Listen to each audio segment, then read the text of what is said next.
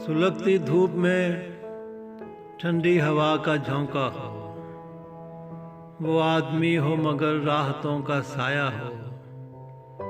हलाले ईद समझकर मैं उसका मुंह देखूं, मेरी दुआओं में एक लाजमी सा जुमला हो।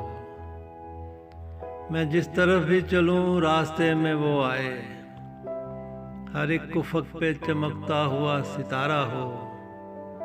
बिछड़ के उससे किसी और की तलब ना रहे, बिछड़ के उससे किसी और की तलब ना रहे। वो दूर जाके भी कुछ इस तरह से मेरा हो, मैं अपने हिस्से की खुशियाँ भी उसके नाम करूं। मेरी रगों में उसी के दुखों का डेरा हो। सुलगती धूप में ठंडी हवा का झोंका हो, वो आदमी हो मगर राहतों का साया हो।